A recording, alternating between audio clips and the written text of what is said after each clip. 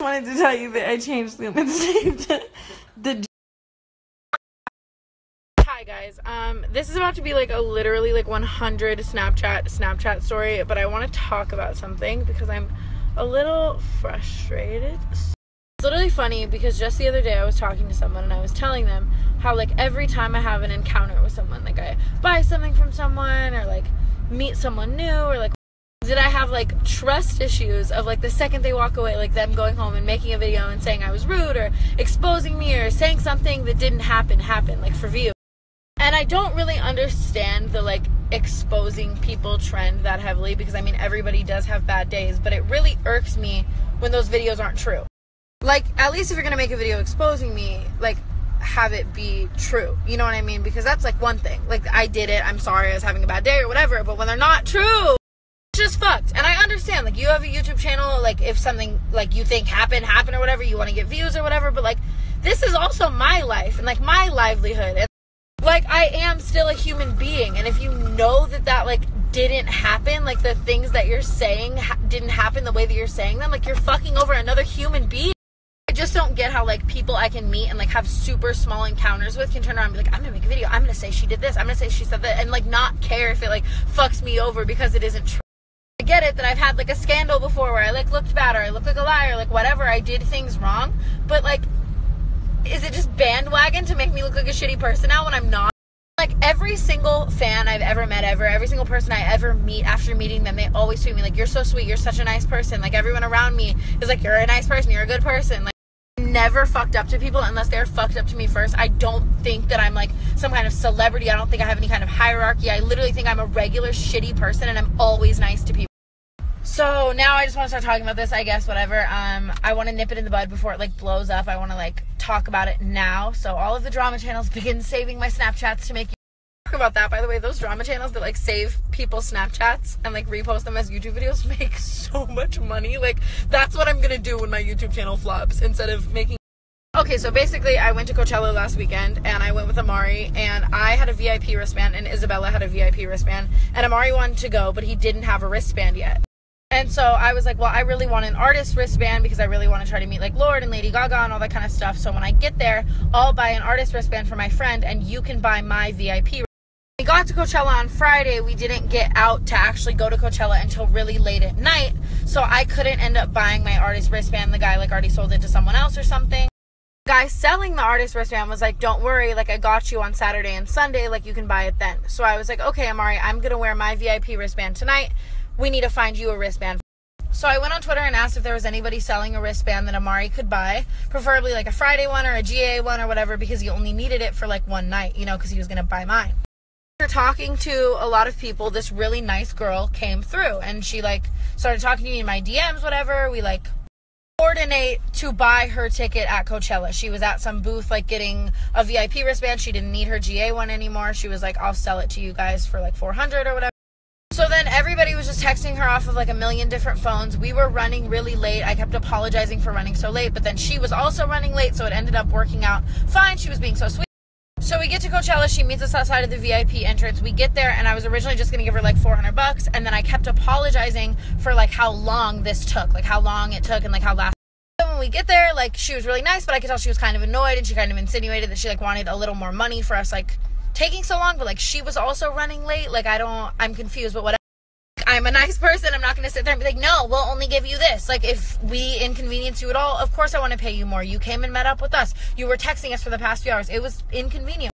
We give her the original amount we agreed on, and I think like $100 more. I don't remember the exact amount. Isabella was handling the money for me, and like I was probably tipsy at best. I was not drunk like she made. And she was really nice about it. She was like really sweet, whatever. She asked us all to take pictures. And so I took like 2 pictures with her. And the first picture we like messed up. I wasn't ready for it. And then the second picture was like, and like in her video, she was saying like, look how drunk Tana looks in this picture. I just wasn't ready for it. And like that also really sucks. And I was like really nice to her. And like, then she's about to leave. She's being really nice. We're all having like a really nice time, like just talking, whatever. She tells Amari to make sure to go through general admission, not VIP like us, because we're VIP and he was buying. So she leaves. We're like, cool, thank you so much for that heads up, whatever. Bella and I go through VIP. Amari walks away and goes through GA. I should say he shows up to GA, and when he shows up to GA, he goes to just scan his wristband. Like, the way the Coachella wristband scanners work is you put your wristband on top. If it's real, it turns green and you walk through. If it's fake, or if there's an issue, or like you're trying to reuse like a wristband from last weekend, or just whatever the problem is, if it doesn't work, if it's fake or it doesn't work, the scanner turns red. So Amari tries to scan his thing in GA and it turns red and it doesn't work, and the Coachella workers basically tell him like, oh shit, like you got sold a fake wristband or someone already scanned this in early.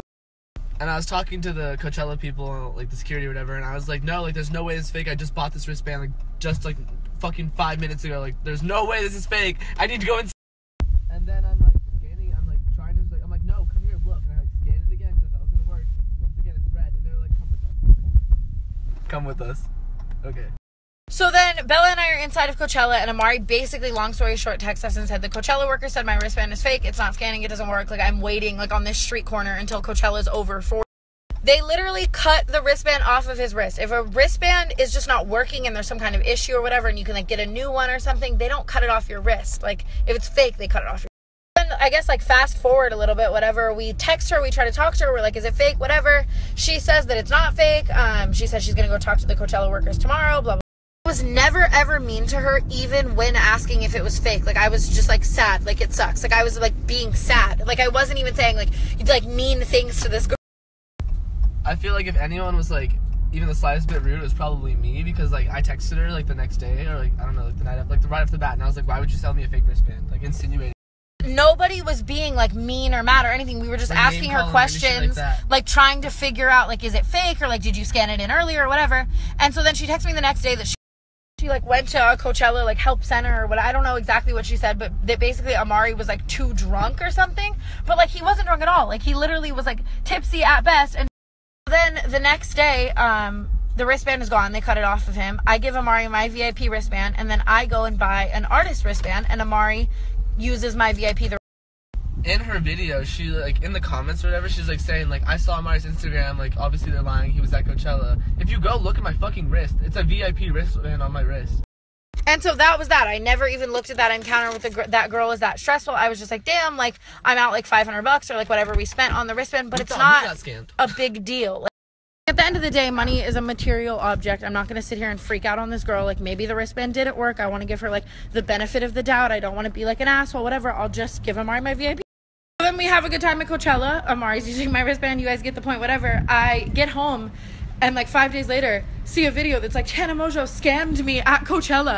Like, how did I scam you? I paid you a lot of money. Then I paid you more money just for the inconvenience. And then when the wristband was fake, I wasn't even rude. We literally just got a portraying me to be like drunk and portraying me to be all these things that I like wasn't, when I was genuinely just like a nice girl to her. I like, why does this girl want to like feud with me? Like, what did I do?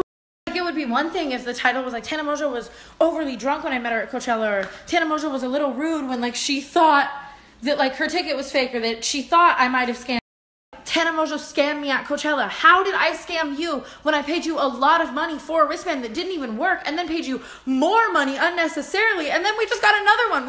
We never demanded for our money back when we thought it was fake. We never like tried to meet up with her and like fix it. We literally were just like, oh, well, it didn't scan. They told us it's fake. They cut us off. But like, no big deal. Like, it's like in my comments being like, Tana scammed me. Like, it's her karma that she got arrested. And like, but karma for what? What did I do to you? Out of what? Like, what did we take from her? What did I scam?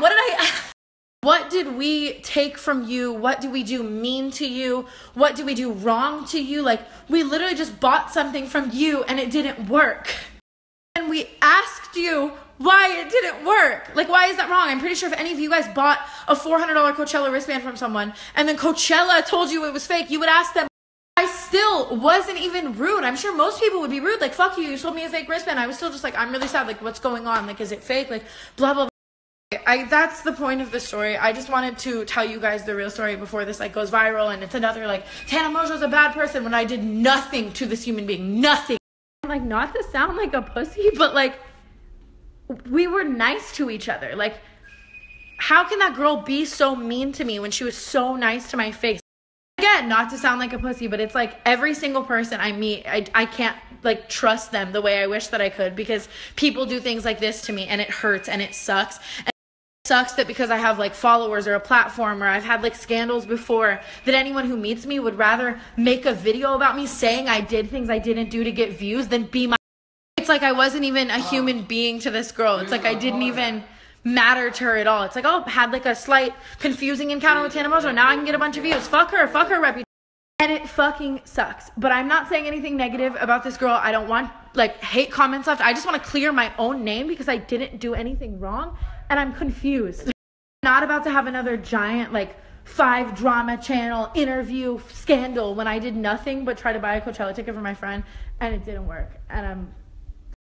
And if I was in any way rude to that girl when asking her why Coachella said the ticket was fake, I don't think I was. I want to formally apologize.